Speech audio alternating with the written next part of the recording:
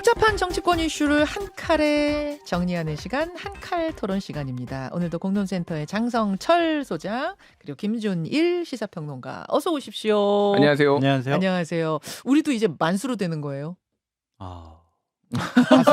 가슴이 벅차오릅니다. 네. 아니 진짜로 어제 그 소식 듣고 깜짝 놀라고 이게 진짜야라고 하면서도 진짜였으면 좋겠다 이 생각들 다 하셨을 거예요. 우리는 석유 한 방울 안 나는 나라라는 소리를 아주 어렸을 때부터 귀에 못이 박히도록 들었잖아요. 집 한 채씩 받고 자동차 하나씩 받고 할 수 있을까라는 좀 생각도 드는데 네. 지금 가장 첫 번째 단계잖아요. 네. 그 단계에서 대통령께서 직접 브리핑 하신 것이 과연 맞느냐 이런 뭐 비판도 나오지만 대통령도 상당히 기뻐하셨던 것 같고 기쁨을 직접 국민들에게 본인 목소리로 알려주고 싶어서 그런 것이 아니냐라는 좀 생각이 드는데 실질적으로 되면은 정말 좋은 일이죠. 그래서 자꾸 뭐 다른 얘기 비판 뭐 실무자들은 몰랐다는데 이게 맞나 뭐 그런 얘기를 하지만 일단은 이러한 것들이 우리가 실질적으로 진행할 수 있다라는 것 자체만으로도 상당히 좀 기대하고 기뻐할 만한 일이다라고 말씀드려요. 이게 뭐 얼마나 가능성이 높아 낮아 뭐 이런 이야기들은 앞에서 분석을 했고 또 전문가들의 영역이고 그렇죠. 우리가 이제 정치평론가들 입장에서 얘기할 수 있는 건 그 부분인 것 같아요. 이걸 대통령이 직접 했다. 직접 발표했다. 근데 국정 브리핑을 하겠다라고 이야기하고 첫 번째 이슈가 요게 된 거예요. 네. 예. 요런 것은 이제 어떤 것을 뭐 어떤 효과를 기대한 것인가 뭐 이런 분석. 자신감을 조금 뭐 확인한 것 같아요. 그러니까 이게 완전 터무니없지는 않다라고 이제 뭐 판단한 것 같고 급했다 그냥 대통령이 제가 보기에는. 급했다 뭐가요? 예, 뭐 대통령 국정수행 지지율 지금 지난주에 나온 갤럽 기준으로 21% 역대 최저 찍었고 뭐 10%대로 떨어지면은 이게 사실상 국정 마비다 이런 위기감이 있는 상황에서 어떤 호재라도 영혼이는 영끌이라고 하죠. 모든 걸 끌어와가지고 지금 올려야 되는 절박한 상황에서 이거는 말씀하셨다시피 장선철 소장님 말씀하셨다시피 사실 이 정도 단계에 지질 탐사하고 이런데 발표를 하진 않습니다. 다른 나라도 그렇고. 그러니까 이거는 그러니까 대통령이 나와서 직접 하진 않는다는 거예요. 내가 만약 관련 부처에서 그러니까 이런 게 있다라고 하는 건데 대통령이 이제 한 거는 굉장히 이제 급했다는 거고 어쨌든 저도 뭐 모두의 뜻이죠. 잘 됐으면 좋겠어요. 잘 됐으면 다만 좋겠다. 이제 아주 개인적인 에피소드를 하나 말씀드리면은 네. 2000년대 중반에 이제 로또가 나왔을 때 네. 제가 제 와이프랑 부부싸움을 한 적이 있어요. 왜요?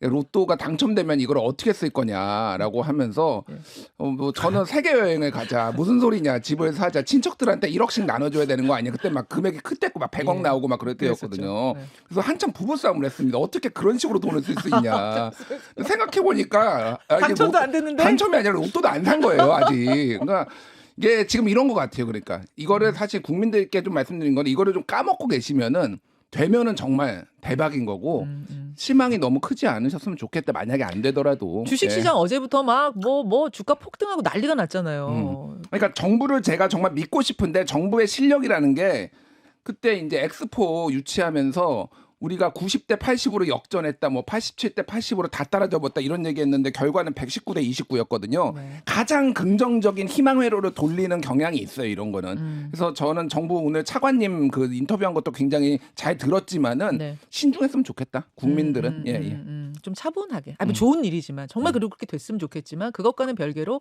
그 과정을 대하는 우리의 태도는 좀 더 차분해져야 된다 그 말씀이시고 대통령이 어제 직접 국정 브리핑한 것은 지지율. 그러니까 이게 한국갤럽 조사가 5월 28일부터 사흘 동안 1,001명 대상으로 한 여론조사였거든요. 근데 국정 지지율이 21%, 긍정평가 21% 나온 것 때문에라도 직접 좀 하고 싶지 않았을까라는 뭐 분석이에요. 자랑하려고 하신 거죠, 뭐 본인 입으로. 근데 그런 것들을 너무 좀 뭐라고 좀 비판을 하거나 좀 혼내지 않으셨으면 좋겠다라는 좀 생각도 들고 아마 용산에 있는 정무적인 판단을 하는 참모들 같은 경우엔 네. 이거를 해야 된다라고 뭐 대통령에게 말씀드린 상의를 해오면 이거 하십시오. 해야 됩니다. 이거 좋을 것 같습니다. 가능성이 높으면 이걸 하시는 게 좋을 것 같습니다. 그것이 좀 대통령에 대한 긍정, 호감도를 좀 높이는 데 도움이 되지 않을까라는 정무적인 판단이 있었을 것 같아요. 근데 득이 있으면 실이 있잖아요. 네. 득과 실을 따져볼 때 만약 네. 이게 정말 당이 잘 됐으면 좋겠지만서도 혹여라도 이게 뭐 해보니까 생산성이 좀 떨어지네. 뭐 요 정도에서 마무리해야겠네라는 쪽으로 결론이 나면 그때는 상당한 부담으로 오는 거 아닌가요? 그렇게 되겠죠. 예전에 뭐 76년도에 박정희 대통령도 막 이렇게 링거병에다가 경유 이렇게 들고 나오셨다가 온 국민들이 와 드디어 산유국이다 그랬지만 결국에는 해프닝으로 끝났잖아요. 네. 이번에 상당히 뭐 탐사하는 여러 가지 뭐 기술도 높아졌기 때문에 가능성이 높다고 하니까 좀 긍정적으로 기대해 보면서 한번 기다려 보시죠. 요거 알겠습니다. 하나만 말씀드리면 어제 이제 개혁신당에서도 이제 성명을 발표를 했는데 지금 한국하고 일본하고 같이 지금 개발하고 있는 데가 칠광구라고 있습니다. 네. 그래서 거기를 1970년에 박정희 정부가 먼저 발견을 했는데 우리가 독자적으로 시출할 수가 없으니 76년에 협정을 맺어가지고 공동으로 개발하기로 했는데 네. 지금 내년 6월에 이게 일방적으로 종료될 가능성이 있는데 그러면은 지금 배타적 경제 수역에 따르면은 발견은 우리가 먼저 했지만은 일본이 거의 95% 90% 이상을 다 가져가게 돼 있어요. 아, 거기. 칠광구를. 근데 그게 추정치로는 9,000조라고 합니다. 여기가 2,000조라고 하면 제가 그거를 뭐 얼마나 신뢰하는지는 모르겠으나 지금 한일 관계가 이렇게 좋아진 상황이라면은 그것도 신경 써야 되는 게 아니냐 지금 이것도 지금 놓치면 안 돼. 왜냐하면 일본은 시간 지연 전략을 쓰고 있는 거예요. 그러니까 같이 다 하기로 먹으려고 해놓고. 같이 할 생각이 없어요 한국하고. 어... 그러니까 우리 한일 관계가 이렇게 좋아졌으면은 어허. 그것도 연장을 해가지고 공동 개발을 하고 우리의 지분을 확보해야 되는 거 아니냐 이런 거를 개혁신당에서 성명을 어제 발표를 했거든요. 그것도 되게 중요한 문제 같아요. 예. 이번에는 다행히 배타적 경제 수역 안쪽으로 확실하게 들어와 있대요. 그럼 뭐 그런 분쟁 가능성은 없다고 하니까 하여튼 기대를 해보되 좀 차분하게 기대해보자 이 말씀을 전하면서 오늘은 각 당에 던지는 원포인트 질문들로 한번 꾸며보려고 해요. 쭉 이렇게 보니까 진짜 각 당에 커다란 질문들 하나가 툭툭 있더라고요. 먼저 국민의힘. 네. 윤상현 의원이 김정숙 여사 특검을 어제 발의를 했습니다. 한다 만다가 아니라 발의했습니다. 근데 이게 하나로 모아지는 느낌이 아니에요. 네. 예. 어제 성일종 사무총장 제가 인터뷰했는데 성일종 사무총장은 부정적으로 보시더라고요. 난 사인 안 하겠다. 거리두기 했죠. 예. 근데 또 윤상현 의원은 강력하게 해야 된다라는 의견이고 뭐 좀 왜 이렇게 엇갈리는 것인가? 지도부는 좀 거리두기 하는 것 같아요. 추경호 원내대표도 아유 그거는 좀 뭐 저희 아이고 막 손살이 치고 있거든요. 저는 윤상현 의원이 전당대회 출마하기 위한 정무적인 판단이 있는 것이 아니냐라는 좀 생각이 듭니다. 그래서 당원과 당을 지지하는 분들이 전임 정권에 대해서는 분노 게이지가 높거든요. 네. 그래서 저희가 김건희 여사 뭐 특검법 맞대응 보호 이러는 것이 아니라 네. 김정숙 여사 뭐 오특할비라든지 아니면은 인도에 국빈 방문한 거 분명히 문제 있지 않습니까? 이런 부분들에 대해서도 우리가 문제 제기하고 우리 전임 정권 잘못 지적을 해보고 문제점 있으면 파악을 해보겠습니다. 그런 차원의 문제이지 이것이 무슨 뭐 당 차원에서 뭐 대응하기 위해서 뭐 맞대응 물타기 이런 차원은 좀 아닌 것 같아요. 어떻게 보세요? 뭐 전당대회용. 전당대회용이란 거 저도 이제 인정하고요. 네. 그러니까 지금 5가지를 얘기를 했거든요. 인도 방문 관련 직권남용 의혹, 그리고 의상비 특수활동비 사용, 뭐 국정원 대납 의혹, 그리고 청와대 경호원 수용 강습 의혹, 단골 디자이너 딸 행정관 부정 채용 의혹, 그 문다혜 씨 대통령 문재인 대통령 딸 문다혜 씨와 단골 디자이너 금전거래 의혹, 요 5가지인데 먼저 5번째는 전주지검에서 하고 있어요 지금. 그래서 지금 김창수 서울중앙지검장이 그거 열심히 하다가 지금 서울중앙지검으로 지금 영전해서 왔거든요. 네.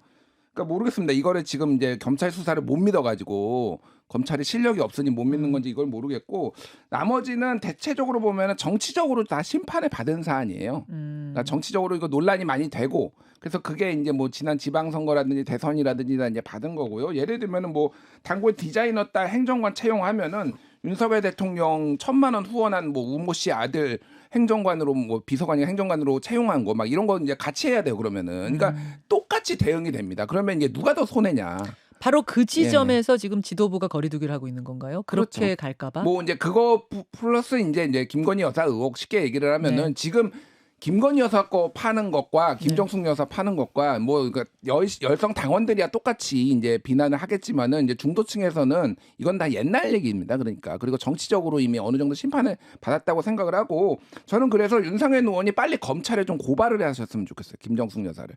이거를 특검될 가능성 없잖아요. 민주당이 받지 않고 이게 정말로 그렇게 중요한 문제면은 고발을 해가지고 그러면은 검찰이 압수수색할 거 아닙니까? 지금 배현진 의원이 예를 들면은 점심 뭐 그 3박 4일 비행기 기내식으로 6천만 원. 근데 이게 뭐냐면은 문체부가 대한항공한테 준 거예요. 네. 그럼 문체부한테 사실 지금 자료가 있습니다. 있어요. 네, 그럼 문체부를 문체부가 공개하면 되고요. 문체부가 공개 못하겠다라고 하면은 빨리 고발해가지고 검찰이 그 문체부 압수수색하면 돼. 이미 근데 대한항공하고. 고발 들어가 있지 않아요? 이거는 안 들어가 있어. 이 이거는 식비 관련 기내식 관련된 게 안 기내식 들어가 관련된 있어요? 건 안 들어가 있으니까 그럼 문체부를 빨리 검찰이 잘하잖아요. 압수수색 특화돼 있으니까 빨리 하면 됩니다. 이거를 근데 이상하게 그러면 뭐 대한항공에서 김정숙 여사한테 리베이트를 줬다라는 건가 이거 받아가지고. 그러니까 이상하게 이제 프레임을 만드는 거예요. 저도 이상합니다. 왜 이렇게 6천만 원씩이나 썼는지. 그러면은 이거를 밝혀내면 되는 거예요. 그러니까. 그러니까 세금을 너무 이거 허투루 쓴 거 아니냐 아마 요 지점에 대한 지금 이 의문을 품은 것 같은데. 그러니까 요거는 추론인데요. 네. 쉽게 얘기를 하면은 이거를 이제 대한항공하고 계약을 맺는데 이 뭐 어떤 단가가 안 맞으면은 뭔가를 더 좀 늘릴 수 있는 부분에서 더 뭐 많이 잡아가지고 단가를 맞춰주는 게 아닌가 뭐 그렇게 저는 추정해요. 이런 식의 계약들이 이런 게 많거든요. 근데 이게 만약에 불법이 있었다라고 하면은 처벌을 받아야죠. 그럼 빨리 그러니까 그 문체부가 지금 핵심입니다 이게. 예. 자, 윤상현 의원이 왜 특검을 발의했느냐는 알겠고 전당대회 용일 것이다. 그리고 왜 국민의힘에서 거리두기를 하느냐도 알겠어요. 그렇다면 민주당은 여기에 대해서 어떻게 대응할 것인가? 민주당의 선택은 뭐가 될 거냐? 어떻게 보세요? 아니 기본적으로 이게 말이 되느냐 그런 식으로 간단히 성명 하나가 나온 것 같은데 적극적으로 대응하는 것도 민주당으로서는 부담이 될 것 같아요. 계속 국민들의 기억을 상기시켜 줄 수가 있으니까 어쨌든 의혹이 좀 있고 저도 그 당시에 보수 평론가로서 상당히 비판 많이 하면서 다녔었거든요. 그러니까 그런 점도 부담이 될 것 같아서 적극적인 대응을 하기보다는 김건희 여사에 대한 특검이라든지 뭐 최상병 특검 이런 쪽으로 좀 집중하지 않을까라는 좀 생각이 드는데 윤상현 의원의 정치적인 판단과 선택에 대해서는 좀 한 소리 해야 되겠습니다. 참으로 좀 한심합니다. 윤상현 의원이 수도권에서 당선된 국민의힘의 귀중한 자원이긴 한데 네. 본인이 이번에 어렵게 또 당선이 됐잖아요. 그리고 나서 한 4-5차례 국민의힘은 무엇을 반성해야 되고 어떻게 나가야 되는지 국민의 심판의 의미는 무엇인지 반성하는 세미나를 본인이 주도해서 열었어요. 근데 결국 하는 일이 전임 정권 배우자의 특검입니까? 과연 이것이 맞는 것이냐 본인 스스로 좀 되돌아보시라 그렇게 좀 말씀드리고 싶습니다. 지금 민주당이 받아들이지 않을 것이다라고 얘기하셨는데 일각에서는 이 특검을 받을 가능성도 조심스럽게 예측하더라고요. 좋아 우리 받을 네, 테니까 같이 하자. 김건희 여사 것도 해보자. 왜냐하면 이게 지금 사실은 주류는 친명계이기 때문에 네. 문재인 정권에 대한 어떤 뭐 빚이나 혹은 부담 이런 게 덜하다는 거예요. 그러니까 그럴 가능성도 있고 또 뭐 천하람 의원 같은 경우도 그런 얘기를 했었는데 그게 맞습니까 지금 전임 정권 대통령의 배우자의 기내식까지도 특검으로 하는 그게 정상적인 정치인가요? 국민들에게 정말 더 이상 불행한 정치의 모습을 그만 보여주셨으면 좋겠다. 옳고 그름을 지금 이야기하는 걸 떠나서 일단 정치적으로 정무적으로 받을 가능성은 있다고 보세요? 저는 안 받을 것 같습니다. 네. 그렇게 안 갈 왜냐하면은 김건희 여사 특검이 우스워져요. 것이다. 이렇게 되면은 본인들은 어쨌든 김건희 여사 권력형 부정부패 비리가 될 가능성이 높아 검찰에서 수사를 제대로 안 하고 있어 국민적인 찬성 여론이 높아 이런 명분 가지고 하는 건데 좋아 전임 정권 배우자 하니까 우리 이것도 할 거야. 국민들 눈에 어떻게 보일까 그런 생각이 드네요. 김준일 평론가? 그러니까 이게 김정숙 여사 특검이 당론으로 채택될 가능성이 없어 보여 그냥 국민의힘에서 모르겠습니다. 이제 정치는 생물이니까. 그러니까 이게 윤상현 의원이 발의한다고 되는 게 아니잖아요. 이거는 국민의힘에서 지지를 받아야 되는 거잖아요. 네. 그러면은 국민의힘이 당대당으로 협상을 해야 되는 건데 그럼 당장 지금의 뭐 황우여 비대위원장이나 뭐 추경호 원내대표가 이걸 가지고 협상을 할 것인가? 더 이상 힘없이 그냥 소멸될 거라고 보시는 거군요. 저는 그렇게 국민의힘 봐요. 안에서도. 국민의힘 안에서도 이미 성일종 사무총장도 어제 본인도 동의 안 한다라고 얘기를 했잖아요. 선은 좀 그렇다고 보면 될 것 같은데 만에 하나 가정입니다만은 이것도 뭐 당론으로 추진하겠다고 하면은 저는 민주당이 받을 가능성 배제할 수 없다고 봅니다. 어저께 전용기 의원 나와가지고 6천만 원 이거 처음 들어보는데 막 이렇게 하면서 약간 액션을 하는데 야 이거 받겠는데 잘하면. 사실 저도 그 생각했거든요. 어제 전용기 의원이 출연하셨는데 뉴스당에 이 질문 던졌을 때 6천만 원 처음 듣는 얘기다. 나도 궁금하다. 내역을 좀 이거 받아봐야겠다. 조사해봐야겠다 그러시더라고요. 맞습니다. 그래서 빨리 문체부를 압수수색하면 됩니다.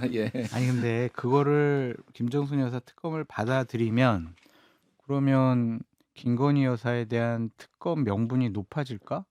그 받는 뭐 손익이 뭘까 그런 생각이 좀 들긴 들어요. 네. 자, 요 이야기 일단 여기까지 좀 보고 민주당에 던지는 원포인트 질문으로 넘어가겠습니다. 민주당은 친명계 최대 조직이죠. 더민주 전국혁신회의 2기 출범식을 가졌는데 여기에 뭐 현역 의원들이 대거 참여해서 힘을 실어줬고 분위기가 굉장했다고 합니다. 축제 분위기였고. 근데 이 혁신회의가 추구하는 게 국회의원 중심 원내정당이 아니라 당원 중심 정당인 거잖아요. 그래서 국회의장 뽑을 때도 당원 투표를 20% 반영하자. 뭐 이런 것들이며 또 그 지금 당원 당규를 놓고 민주당이 고민하고 있는 부분이 대통령에 나가려는 그러니까 대선 출마하려는 대표는 뭐 얼마 전까지 1년 전이죠. 1년 네. 전까지 그만둬야 된다는 거. 요거 조금 조정하자. 예외 조항 넣자. 조정하자 안 된다 갑론을박이 있는 와중에 이 아마도 조정하자는 쪽으로 이 하겠죠. 최대 네. 조직에서는 힘을 실을 네. 것이고 뭐 이런 지금 분위기가 감지되거든요. 그렇죠. 자, 민주당 안에 이 분위기 어떻게 보십니까? 민주당이 일방적인 국정 운영에 대해서 윤석열 대통령을 강하게 비판을 하고 있는데 일방적인 당 운영하는 모습을 보니까 민주당도 역시 똑같은 정당이 아니냐 좀 그런 생각이 들고요. 결국에는 이재명 당대표가 좀 겁이 많은 것 같아요. 지금 정말 본인이 공천을 거의 완전히 다 네. 했고 본인이 당원들로부터 지지를 거의 뭐 많이 받고 있는데 한치의 틈도 보이지 않겠다. 경쟁자라든지 어떠한 틈을 보여서 내가 당의 주도권, 기득권을 놓치는 데 있어서 조그만 틈도 보이지 않겠다라는 그런 생각이 좀 있는 것 같습니다. 그러니까 민주당이 민주성을 상실해버린 정당이 되어가는 것, 민주당이 그동안 민주정당으로서 정당 정치, 개혁 정치를 하는 여러 가지 제도적인 룰과 툴을 이재명이라는 한 개인 때문에 이렇게 바꾸는 것이 맞는 것이냐 그런 생각이 좀 들고요. 이게 이런 비판까지 될 수 있을 것 같아요. 제도를 네. 한 사람을 위해서 바꾼다라는 것. 네. 만약 이재명 당대표가 대통령이 되면 또 본인을 위해서 어떤 국가의 시스템이나 룰과 규정을 바꿀 수 있는 대단히 위험한 사람이 아니냐. 독재의 경향과 성향이 있는 사람 아니냐. 이런 비판도 보수파 쪽에서는 할 수 있을 것 같습니다. 당을 장악하는 데 상당히 도움은 되겠지만 과연 미래의 정치 지도자로서 인정받는 데 도움이 될 것이냐라는 아하. 것은 다시 한번 판단해 보시기 바랍니다. 바로 이제 그런 우려 때문에 친명계의 핵심 인사, 실명은 안 나왔는데 네. 핵심 인사 누군가도 강하게 반대했다. 그렇죠. 그런 얘기가 나오잖아요. 그러면서 맞습니다. 약간 속도에 지금 제어가 됐다. 속도가 이제 감속됐다. 뭐 이런 얘기가 나오던데. 그러니까 이재명 당대표를 대선 과정 중에 계속 도왔던 7인회에서도 네. 반대 목소리를 하고 있다라고 얘기를 하고 있는데 누구로 보여요? 그 반대자가? 실명을 얘기하면 그분이 또 수박으로 제가 수박 주스를 가져왔는데요. 수박으로 또 공격받을 것 같아가지고 도는 얘기는 있어요. 누구라고? 얘기는 들었는데 그분 이름 얘기하는 건 부적절한 것 같고요. 어쨌든 좀 이러한 부분들이 중도층 다른 국민들은 어떻게 판단할지에 대해서 좀 생각해 보시고요. 제발 네. 각 당 지지층만 바라보는 지지층이 생각하고 요구하는 거기서 만족하는 그런 정치 안 하셨으면 좋겠습니다. 대선 1년 전에 대표직 내려놓아야 한다는 규정에 예외 조항을 넣고 그리고 부정부패로 기소되면 직무정지되는 그 조항은 아예 삭제한다. 이게 지금 핵심 그 쟁점이거든요.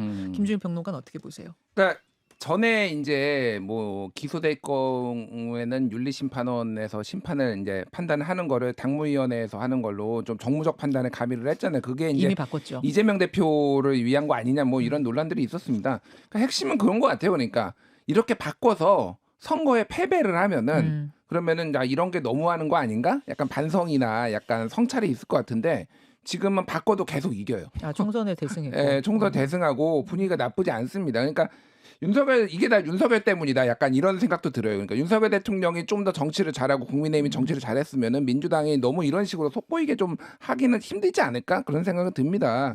특히 이제 당원권 강화 문제는 저는 이건 좀 심각하게 봐요. 왜 심각하게 보냐면은 제가 이제 최근에 읽은 칼럼인데 정말 좋은 칼럼이라서 제목을 좀 소개시키면 이관우 정치학자가 쓴 건데 네. 헌법 너머로 무제한 팽창하는 민주당 당심. 이게 이제 이관우 프레시안에 쓴 칼럼이에요. 쉽게 얘기를 하면은 당원의 주권은 국민의 주권 앞에서 멈춘다라는 얘기입니다. 자, 250만 명 당원을 얘기를 하면서 당원이 주인이라고 하는데 그러면 전 국민의 5% 정도 되거든요. 진짜 많이 쳐도 네. 권리 당원은 그거보다 이제 150만 명, 100만 명 정도 되면은 그 이 사람들이 대한민국을 결정하나요? 모든 거를. 그러니까 굉장히 위험한 거고 법을 고쳐야 돼요. 국회의장단을 뽑으려면은. 네.